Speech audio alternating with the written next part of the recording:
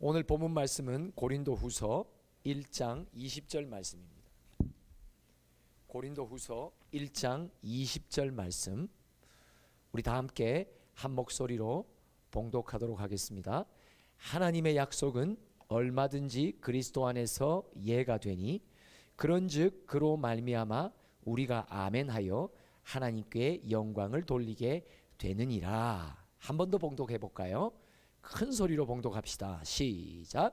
하나님의 약속은 얼마든지 그리스도 안에서 예가 되니 그런즉 그로 말미암아 우리가 아멘하여 하나님께 영광을 돌리게 되느니라. 아멘. 하나님의 약속, 구원의 약속이죠. 혼돈 속에 있는 내 영혼을 건져주시고 아무리 무언가를 일하고 성취하고 이루어도 공허함 속에 있는 나를 하나님의 말씀으로 내 영혼의 꼴을 먹이시며 만족하고 흡족하게 만들어 주시고, 또한 흑암 속에 헤매고 있는 나를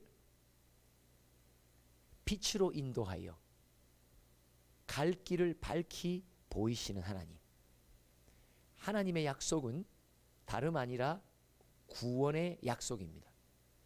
구원의 약속은 뜬구름 잡는 추상적인 것이 아니라 내 생각의 혼돈을 방향을 잡아주시고 내 마음의 공허를 하늘의 꼴로 소망으로 가득 채워주시고, 또한 흑암 속에 방황하는 나를 정확하게 지혜와 총명의 길로 갈 길을 인도해 주시는 것. 우리의 삶에 내 마음과 영혼과 생각과 내 삶의 현장 속에서 하나님의 구원의 역사는, 하나님의 약속은 일어납니다. 근데 오늘 본문 속에 보니까 이 하나님의 약속인 구원의 역사는 얼마든지 그리스도 안에서 예가 된다. 얼마든지 어떤 상황 속이라 하더라도, 내가 아무리 절망하는 여건 속에 형편 속에 있다 손 치더라도 나를 구원해 건지시는 하나님의 약속은 그리스도 안에서 얼마든지 일어난다. 누가 일하시니까요? 예수께서 일해 주시니까 그렇단 말이에요. 그러니까 중반부에 보면 즉 그런즉 그로 말미암아 나를 위해 일해 주시며 구원의 역사를, 약속을 이루어 주시는 그 예수 그리스도로 말미암아 내가 뭐 하게 된다고요? 아멘하게 된단 말이에요. 믿음이란 말이죠. 여러분, 믿음은 어떻게 해서 생깁니까? 어떻게 해서 자랍니까? 예수님의 내 인생 속에 일하시는 것을 보아야 자랍니다. 일하시는 것을 들어야 자랍니다. 내 눈으로 똑똑히 봐야 믿음이 자랍니다. 내 옆에 사람이 왜 믿음이 막 자라요? 내가 보지 못한 무언가를 보았단 말이에요. 내가 듣지 못한 무언가를 들었어요. 듣고 본 공통 내용이 뭐예요? 예수가 행하시는 것을 들었단 말이에요. 예수가 친히 일하시는 것을 보았단 말이에요. 삶의 현장 속에 우리 주님은 일하고 계십니다. 우리의 현장 속에 아무리 암울한 사건 속에 묻혀 있더라도 하나님은 약속은, 구원의 역사는 얼마든지 그리스도 안에서 예가 됩니다. 왜요? 그 구원의 약속을 이루시기 위해 오늘도 우리 주님이 내 안에서, 내 가운데서 일하고 계시기 때문입니다. 믿음은 주님의 일하심을 보면서 자랍니다. 믿음은 주님의 일하심을 들으면서 자랍니다.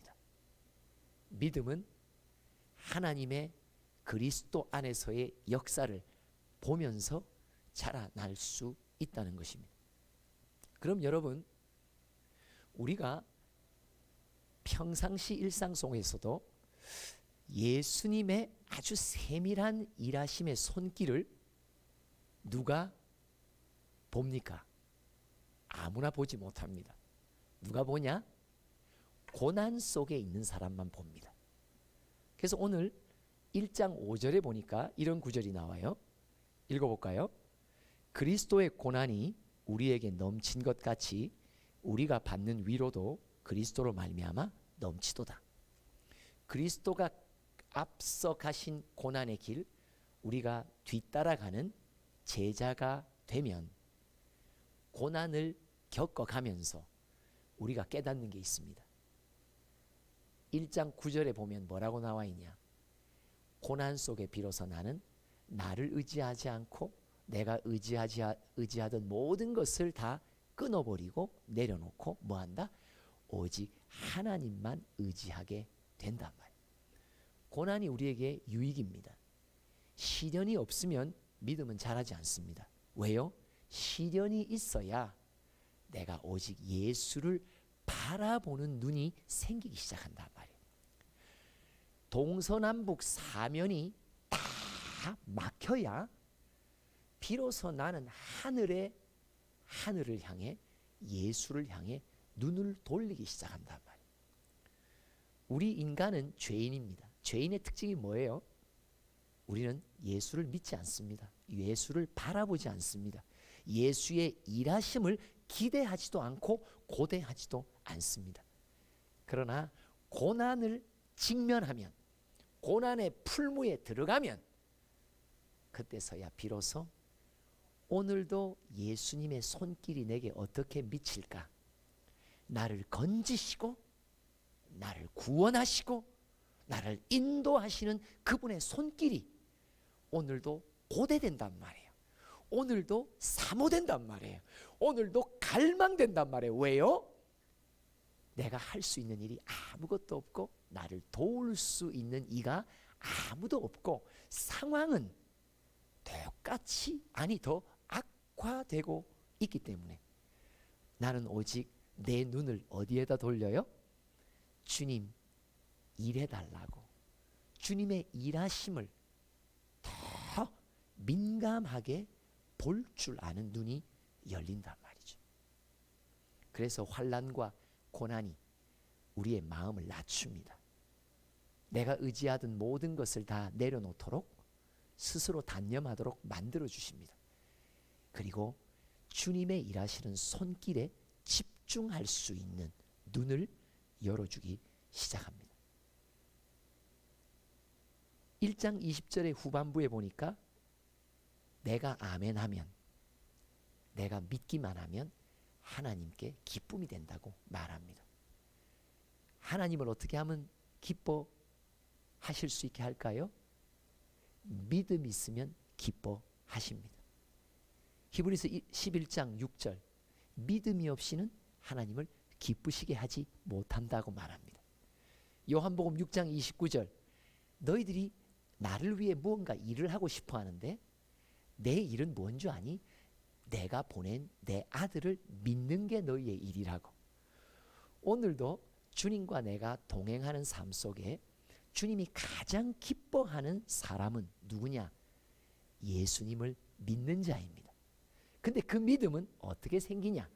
환난 속에 오직 예수의 일하심만 바라보며 그분의 작은 일들의 조각조각을 보면서 믿음이 자라고 들으면서 믿음이 성장하게 되는 자.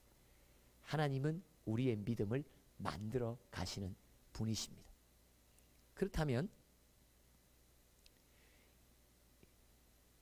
주님의 세밀한 움직임, 일하심을 그 누구보다도 빨리 포착했던 아주 눈치가 구단이었던 여인이 나옵니다.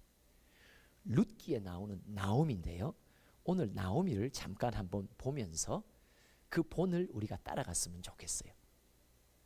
보면 나오미는 어떤 가정이냐면 베들레헴에 곧 앞으로 언젠가 예수가 탄생될 약속이 예언된 곳 베들레헴의 출신이죠. 근데 그의 남편과 두 아들이 베들레헴에 흉년이 드니까 모압 땅으로 이주하게 됩니다. 10년 동안 머무는 가운데 나오미는 엄청난 불행의 사건들을 당합니다. 남편이 죽고 두 아들이 죽습니다. 모압 땅에 기거하면서 결혼시켜 며느리 둘을 얻는데 딱 며느리 둘하고 홀로 남습니다. 그런데 이 환난과 고난의 막힘 속에서 나오미는 이전에 가지지 못했던 주님의 일하심에 대한 민감함이 생기기 시작합니다. 1장 6절이 그 시작입니다. 한번 읽어볼게요. 그 여인이 모압 지방에서 여호와께서 자기 백성을 돌보시사 그들에게 양식을 주셨다 함을 듣고 이에 두 며느리와 함께 일어나 모압 지방에서 돌아오려 하여. 모든 걸 다 잃었던 나오미,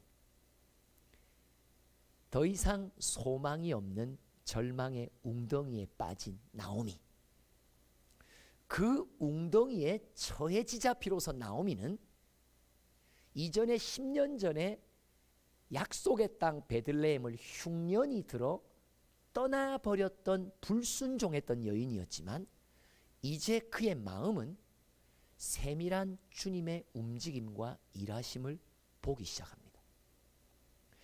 흉년이었던 베들레헴에 여호와께서 자기 백성을 돌아보셔서 그들에게 양식을 주셨다 함을 어떻게 했다고요? 듣고 들었단 말이에요. 아, 하나님이 돌봐주시는 일이 일어났구나, 들었단 말이에요. 왜요? 하나님의 일하심을 고대하며 귀 기울이고 있었기에 들리는 거예요.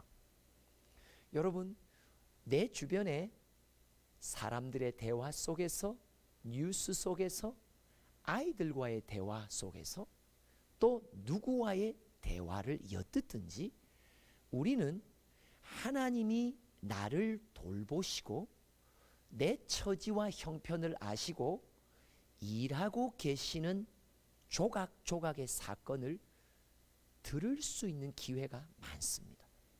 그러나 잘 들려요, 안 들려요? 그게 잘 포착돼요, 안 포착돼요? 안 포착됩니다. 왜 그런 줄 아세요? 아직도 나는 들을 것들이 많기 때문이에요. 듣고 싶은 것들이 많기 때문이에요. 내가 관심 있게 듣는 내 마음의 귀의 주파수가 온전히 주를 향해 열려 있지 않기 때문입니다. 더 고난을 당하시면 더 사면이 막혀야지만이 내 영혼의 주파수가 다른 곳으로 흘러가지 않습니다. 오직 예수의, 오직 우리 주님이 내 인생의 고난 속에서 지금 오늘 하루도 어떤 일을 하고 계실까? 아주 내 주파수의, 영혼의 주파수가 예수의 일하심을 향해 그냥 꽂아진단 말이에요. 그때서야 들립니다. 하나님이 행하시는 바를 누군가를 통해 말해지는 소리가 내 귀에 들리는데, 왜요? 나는 그 소리만을 고대했기 때문이란 말이에요.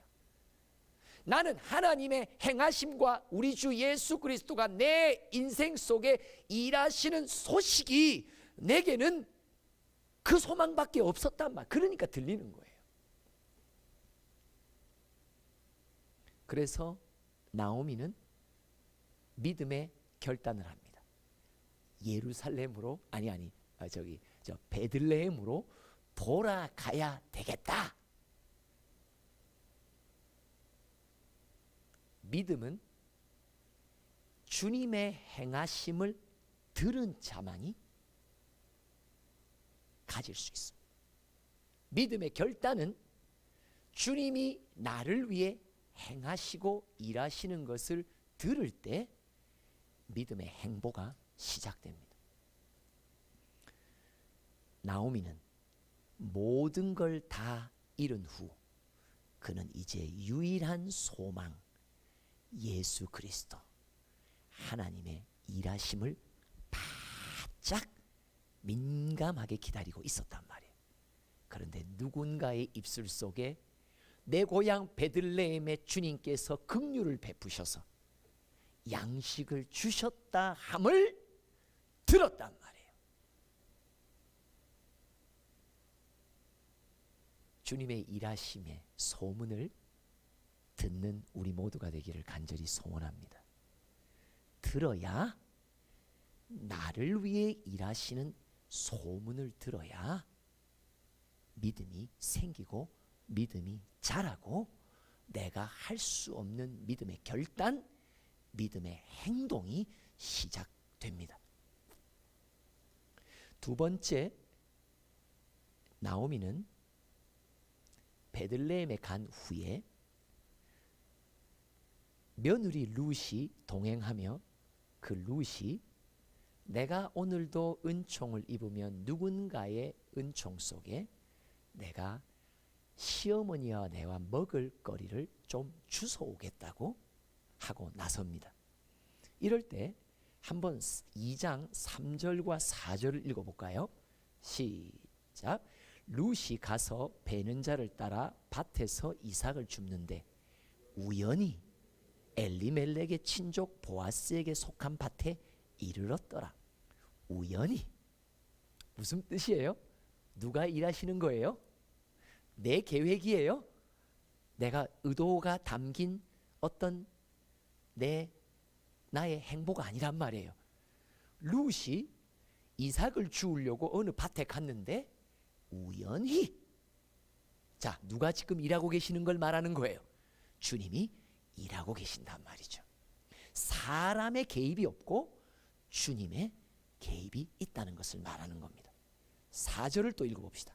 시작. 마침 보아스가 베들레헴으로부터 와서 베는 자들에게 이르되 여호와께서 너희와 함께 하시기를 원하노라 하니 그들이 대답하되 여호와께서 당신에게 복 주시기를 원하나이다 하니라.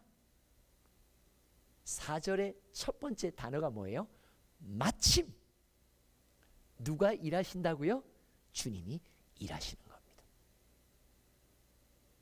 주님의 일하심은 아주 우연치 않게 일어납니다.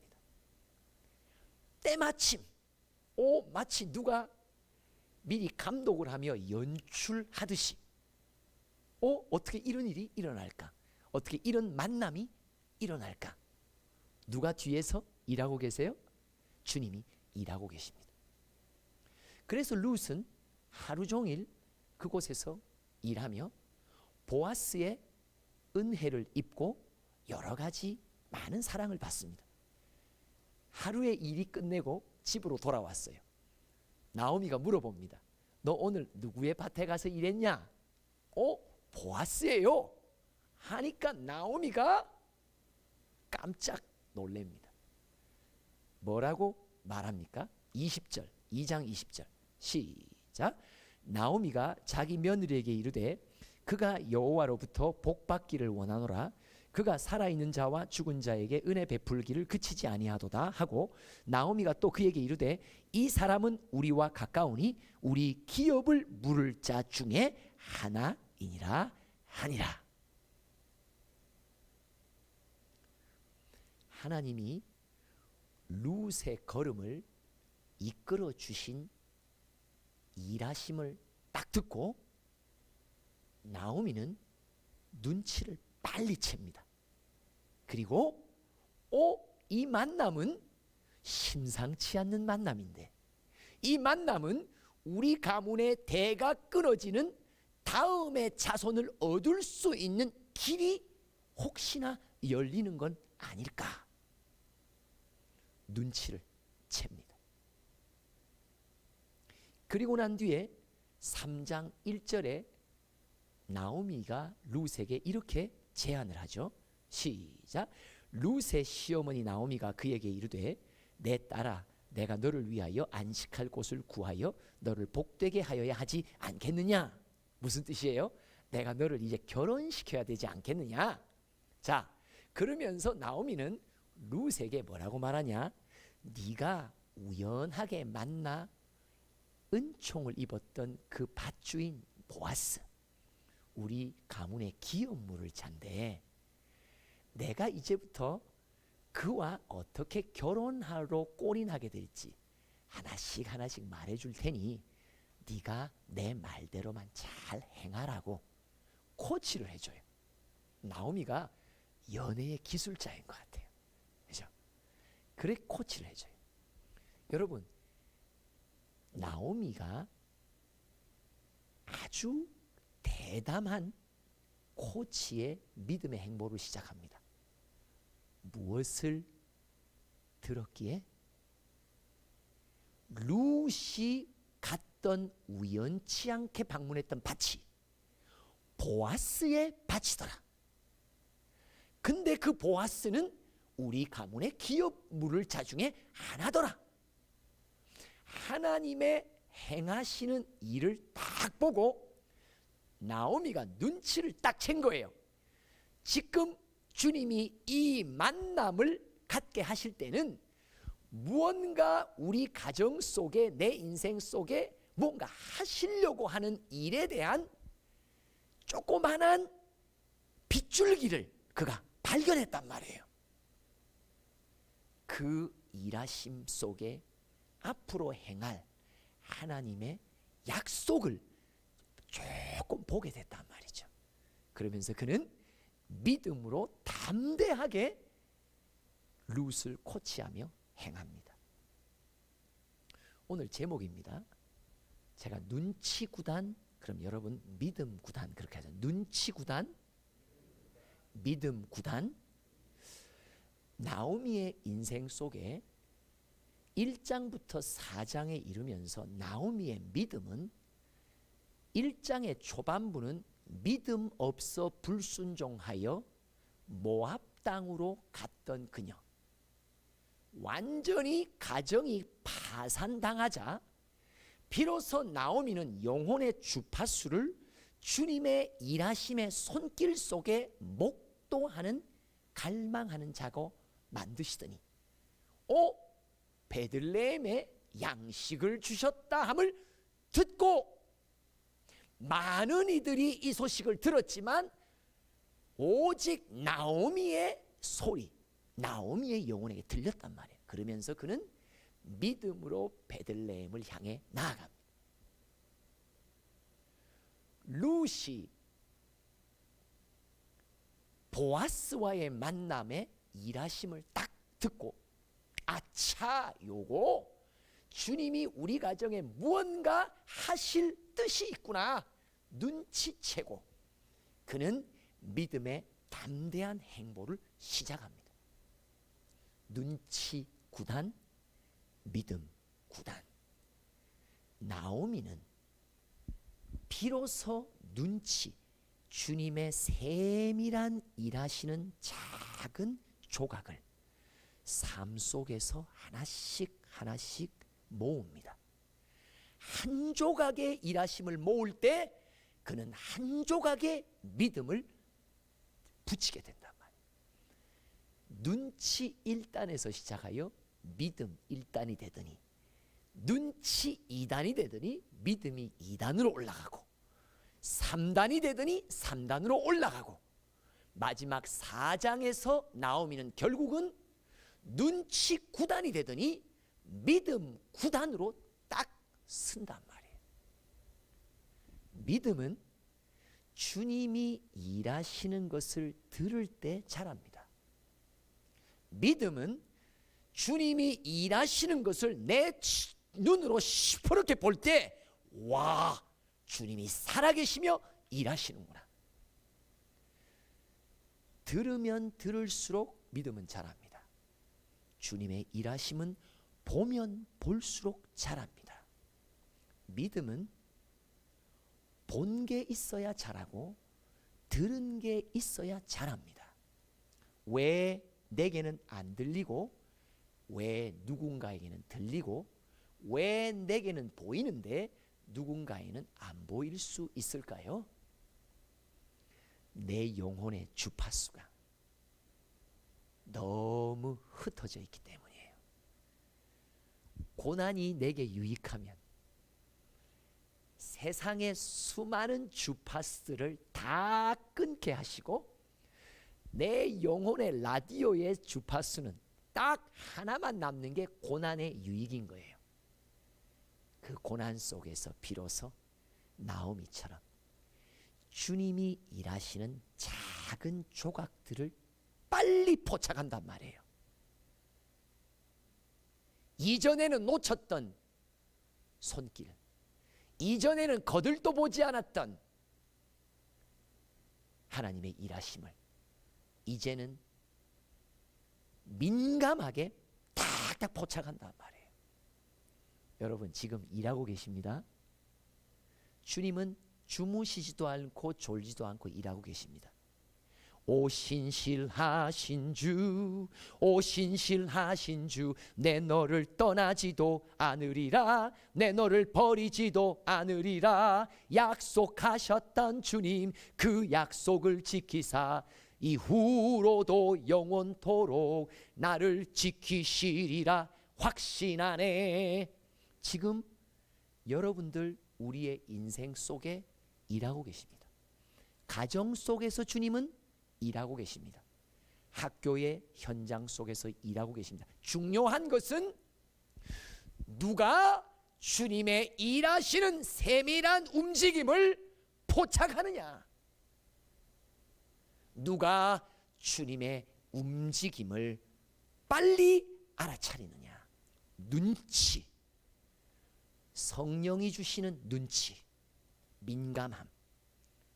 가진 자는 그걸 보고 듣고 믿음이 자라고 믿음의 결단으로 더 큰 행보를 시작하며 믿음의 역사를 일으키며 주님께 기쁨이 되는 삶으로 전진하며, 눈치가 없는 사람, 하나님이 무슨 일을 내 안에서 하고 계시는지 도무지 알지 못하는 사람, 믿음이 자라지 못합니다.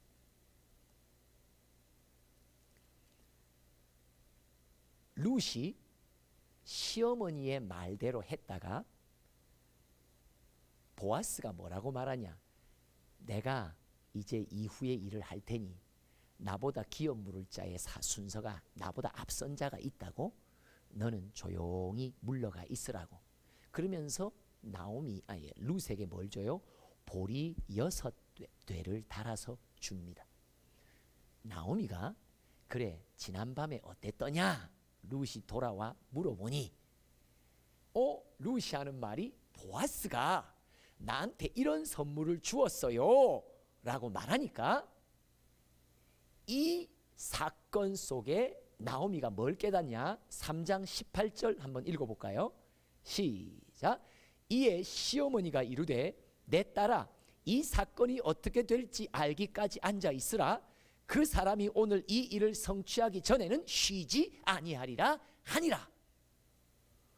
보아스가 6대의 보리를 룻에게 주었다는 이 사건 속에 주님이 지금 일하고 계시는 것을 그는 발견합니다. 뭘 발견해요? 주님이 보실 때 이제 우리가 해야 할 몫은 여기까지구나. 이후부터는 이 공이 보아스에게로 넘겨지고 이제 마지막 결론은 보아스의 결단에 의해 일어나겠구나. 이제부터는 보아스 속에 면밀히 주님께서 일하시겠구나. 그죠? 여러분, 사건과 대화 속에 주님이 나를 위해, 우리를 위해 무슨 일을 하고 계시는지를 살피십시오. 민감하십시오. 눈치를 빨리 채십시오. 눈치가 결국 내 믿음을 키워줍니다. 사람의 눈치가 아니라 하나님의 움직임의 눈치를 여러분들 민감하게 개발하는 분들 되시기를 간절히 바랍니다. 눈치 구단, 믿음 구단. 오늘도 내 삶의 현장 속에 주님은 무슨 일을 하고 계시나? 주님은 지금도 구원의 약속, 하나님의 뜻을 이루기 위해 나를 어떻게 만들어가고 계시나? 사역의 사명의 현장 속에 주님은 어떤 방향으로 움직이고 계시나 눈치의 구단이 되셔서 믿음 구단으로 자라나는 복의 사람 되시기를 간절히 소원합니다. 기도합시다. 하나님 아버지, 고난이 내게 유익임은 이제 내 영혼의 주파수가 다 세상을 향해는 꺾여가고 오직 예수 그리스도의 행하심에만 내 영혼의 주파수가 집중되게 하신 하나님, 이 은혜가 이곳에 예배드리는 모든 주의 종들에게 임하기를 소원하오며, 우리가 이제 주를 향해 나의 눈을 들 때에 주님의 일하심을 그 어느 때보다도 목도하며 내 믿음이 어느 때보다도 더 자라나 믿음의 역사의 열매로 주님께 기쁨을 드리는 착하고 충성된 종들 되도록 축복하여 주시옵소서. 예수님의 이름으로 기도합니다. 아멘. 우리 찬양으로 함께